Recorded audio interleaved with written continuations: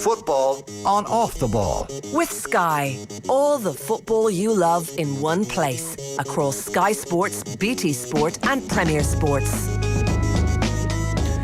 Now you're welcome back. So in the live football, Dortmund 1-0 up against Chelsea, 75 minutes on the clock, and Club Brugge 0, Benfica 1, 76 minutes on the clock as well in the Champions League. Premier League, I think, was generally the centre of people's attention this evening.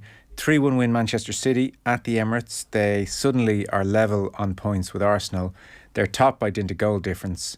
Arsenal do have a game in hand, it must be stressed, so this is far from a decisive evening in that respect, but much of the Arsenal momentum and feel-good factor has been dissipated. Much of it their own doing, tonight very much courtesy of City, all at a time, ironically, when City and their manager are very much under fire. Interesting times. Mark Lawrenson, watched the game. Evening.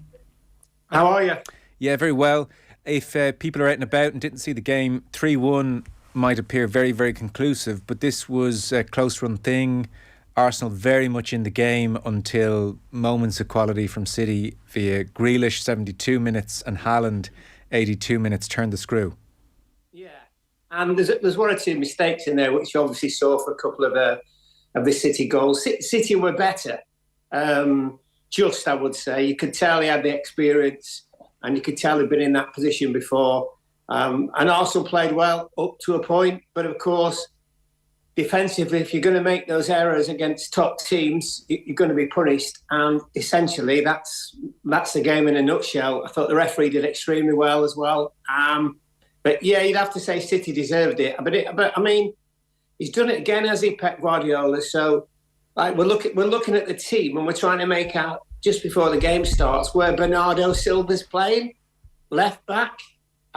Which didn't really work, but they got away with it. He then ended up obviously playing in his kind of proper position.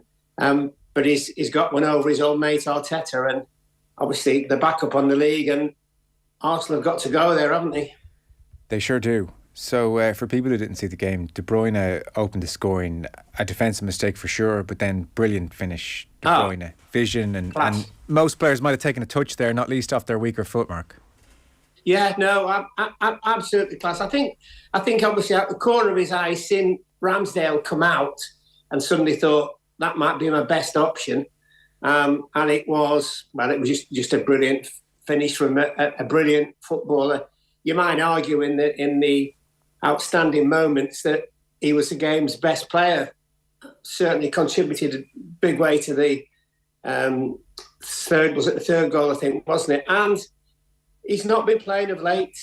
They let him back on the weekend and he looked like the old De Bruyne, and he was the old De Bruyne. Tonight he was the difference between the two sides. Odegaard never really got in the game. He's generally the playmaker for Arsenal. But no, we know De Bruyne is a fab player, and you know when he doesn't play, you kind of say, well, what's up now? What's happening with Guardiola? Have they fallen out? So no, but he always comes back stronger, and he's a very intelligent man. I mean, I don't know if you remember about his contract.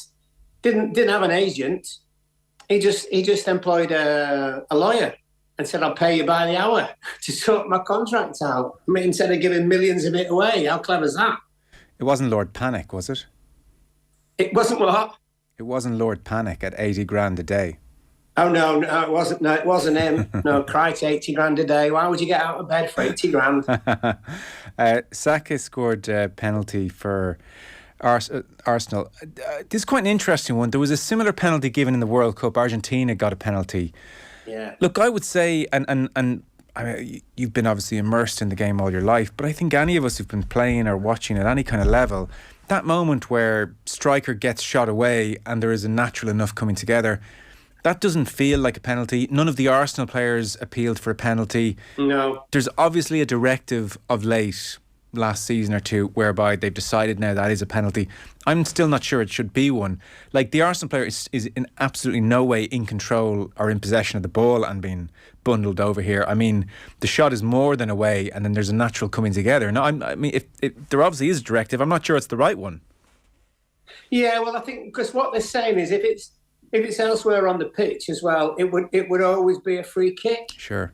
And then obviously they're now saying, well, if that's the case, why isn't it a free kick in the penalty area? Because obviously it's part of the pitch. So in a way, I'm with you.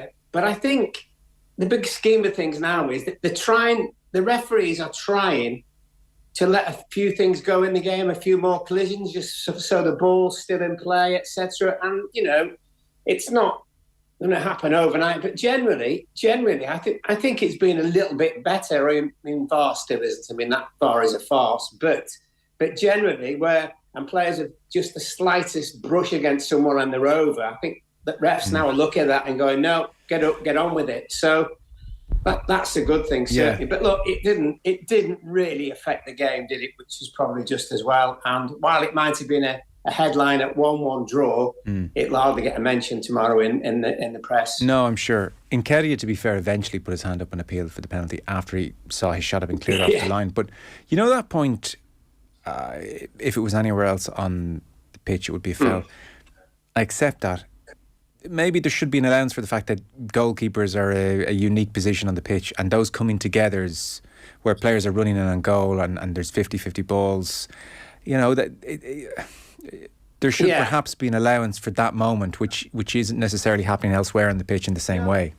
Yeah, I'm with you. And the other thing as well, of course, and they can come at you with their upper bodies because, their arms are attached to the bodies and that's how they make the save. Yeah. So, I get that. But, we'll move on. And in fairness to Anthony Taylor, he is by far and away, I would have thought, the best referee that we've got. Did he do he's done everything, hasn't he? In all the biggest games in the last sort of week or 10 days. And I like his manner as well. And he didn't really start booking quite a few people until the game was really getting into it. No, it's true.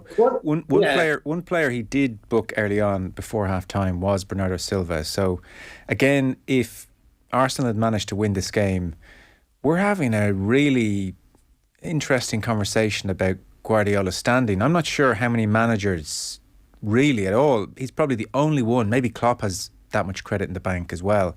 But there are not many managers who could stand over. Cancelo has been kicked to touch. Zinchenko is playing for the league leaders, and I've somehow conjured up this new formation which has Bernardo Silva at left back. He's booked before half time. It's clearly not his best position.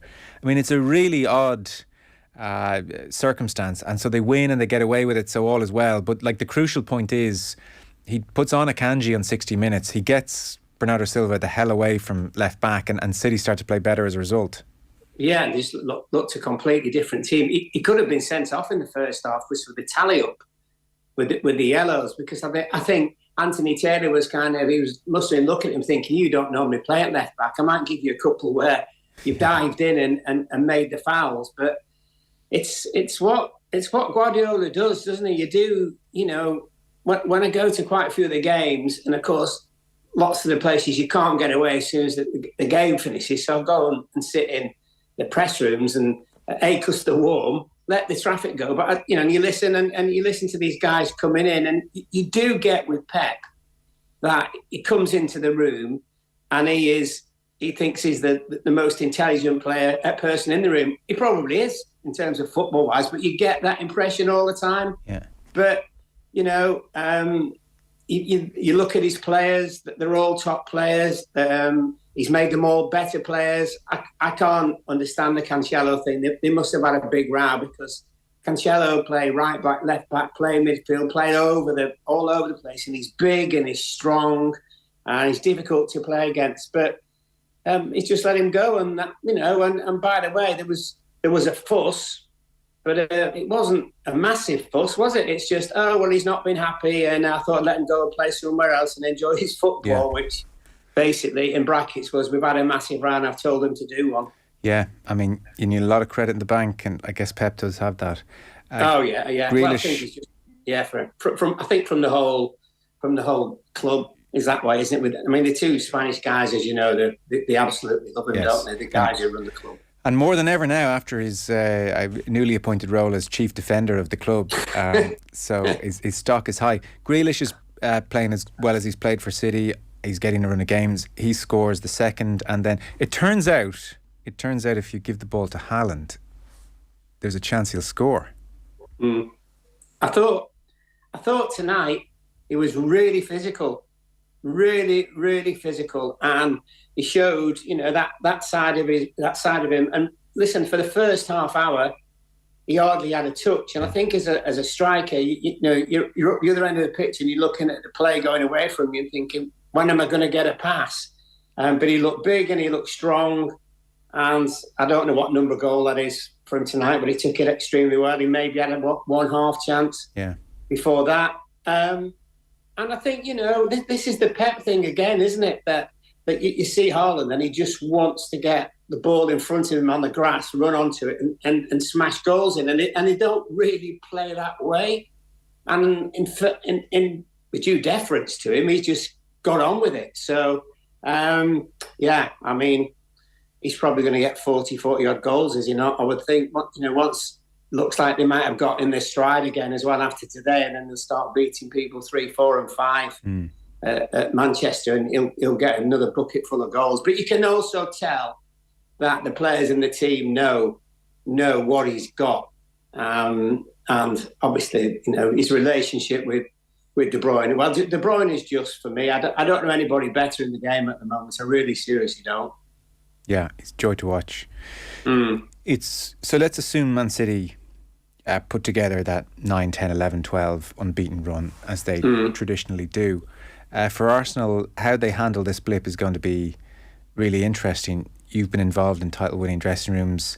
I presume very few campaigns don't have these kind of wobbles where you take 1 point from 9, you're scratching your head a bit. You've got the Etihad on the horizon. Will this be a real beginning of the end moment for them, is the question? Or is there enough experience in there to almost rally again and say most title winners have these blips? Yeah, they've got more than that, in all honesty. The problem is that, the team now in front of them could very well almost win every single game. That's the worry. But no, I think, there's another manager, Arteta, who's very much driven. And be interesting, obviously, to hear what he says tonight, because he keeps saying when the recent results, the draw at home against Brentford, the loss at Everton, he said, "I love my players and they give everything for me." And he's very much a modern kind of manager. But there will be doubts. But there always are doubts. I mean, you don't kind of sit next to your mate in the dressing room after the match and say, "Oh, we've had it," but you're thinking to yourself, "What's going to happen?" Maybe because they have quite a few young players in the team, it might start to affect them. It wouldn't really start to affect the older ones because they've been through it. And as long as the dressing room is strong, which I think it is, it would appear to be, it shouldn't be an issue. But I mean, my very first season at Liverpool in '81, on Boxing Day, we got beat by Man City, of all people, 3-1 at home, and I think we were 13th in the league. Wow! And Joe Fagan, who was Bob Pace's assistant, and he was a very, very softly spoken man. Joe, he came in the he was always in the dressing room. Obviously, came in after the game, closed the door, and he did this thing where he looked at all of us.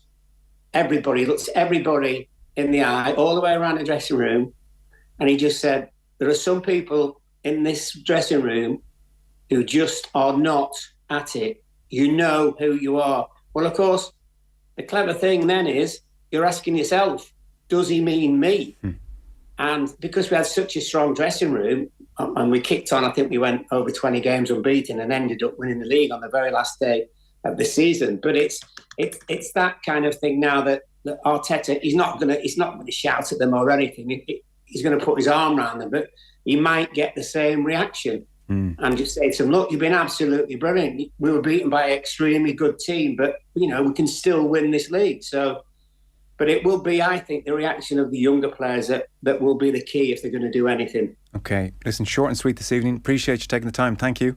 Pleasure. Cheers. Mark Lawrenson giving us his take on Manchester City 3, Arsenal 1 at the Emirates. Brought to you by Sky. Catch the biggest live Premier League games every weekend on Sky Sports.